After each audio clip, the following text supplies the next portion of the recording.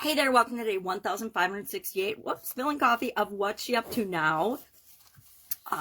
Money doesn't grow on, hard work because money doesn't grow on trees. So our idiom, our expression today, we're working on finances this month for the annual challenge. So I decided for simplicity to make my life a little easier, we would do the same topic for the month of Supersize Your Business idioms as we do for the annual challenge. So October, November, December, I'll come up with something different. But for the first part of the year, we are talking about whatever topic we're talking about in the annual challenge. This month is devoted to financial well-being. Of the life framework that I use, I've got 9 categories right now, 7 up until last year. And last year I added 2, confidence and communication, because I think those are core skills that we all can continuously improve in and will make our life easier, more effective, and smoother, and in all the areas and aspects of our life, not in any one, not just in the area of communication.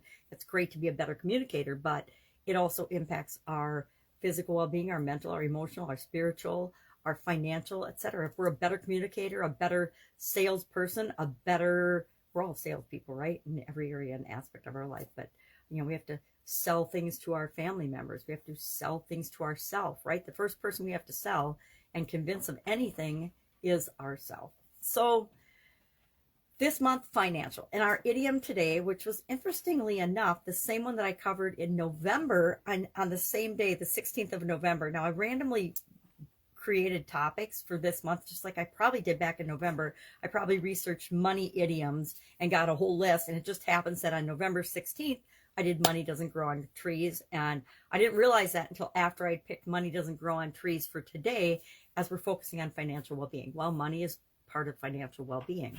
So I actually look back and listened to a little bit of what I said before, but I think the only thing that was the same with today's discussion of it was the origin of that particular idiom.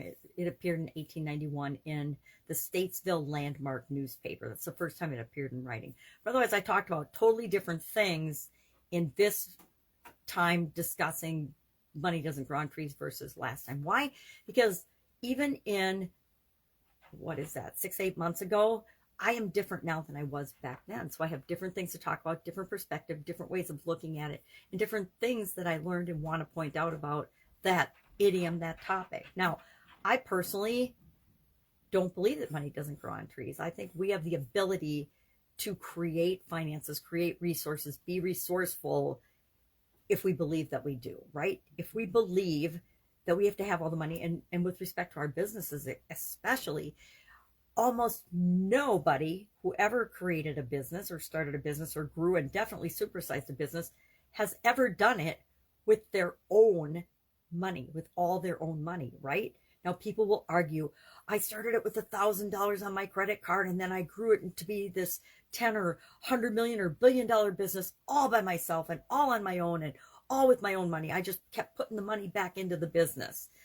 Okay, that's being resourceful, right? That's not having the 100 million or the 10 million or the $1 million business up front, the $1 million to create the $1 million business. That's spending what you have, getting resourceful, and then reinvesting it is being resourceful, right? I've always done that in my businesses. We start on a shoestring, we start in bootstrap, and then as the business makes money, we pour that money back into the business to grow and build and supersize it. And we always have a cash flow reserve for the different stages of growth. Lots of business owners don't do that, but that's also why a lot of businesses fail, right? They depend on outside sources or people that they sell control to or give control to, and then they lose their business. Jeff Bezos had Amazon.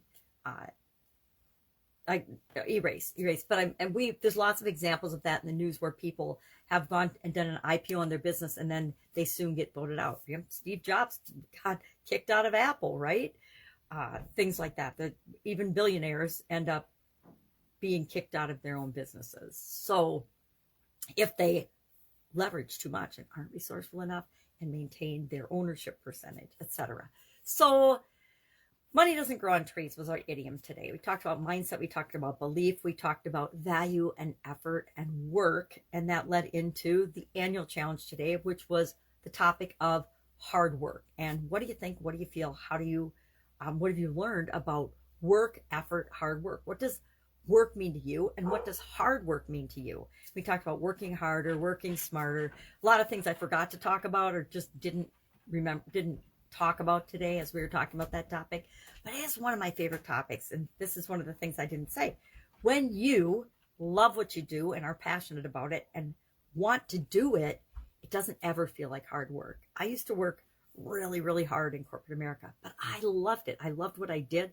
I loved the people I was working with. I loved how we were serving people. So even if I was working 16-hour days, it didn't necessarily feel bad or like hard work to me because I loved what I was doing. And when we love what we do, it doesn't necessarily feel as hard or as if we're putting forth as much effort as it is. You know, it's different type of hard than, you know, digging ditches or jobs that are a whole lot more physically demanding and challenging.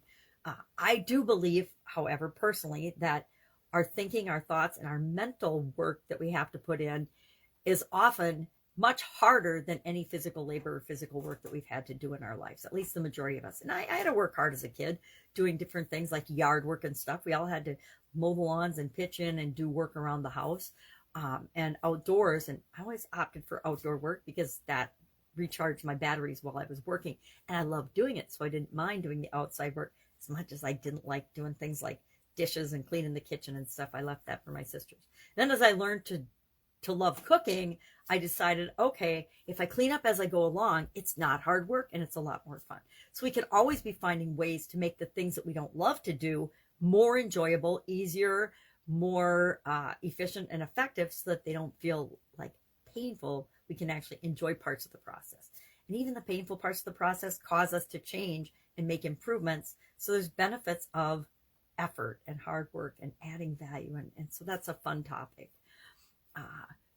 New challenge today, which I am participating in. I better find out. It's on my schedule. I haven't looked at my schedule yet today. I always create my content in the morning first thing, and then I go about figuring out, well, what's the rest of my day scheduled out? I scheduled out my week. I do my week. Usually, actually, I'm 60 days out. So my schedule's pretty much full 60 days out. It's just a matter of looking at, well, what's scheduled. And I do that usually on Sunday nights, sometimes Monday mornings, but Sunday nights to make sure I don't miss any key things or appointments and stuff. All right. If I can help you in any way, ask. Otherwise, have an awesome day, awesome week, awesome Monday. And I'll, of course, be with you tomorrow.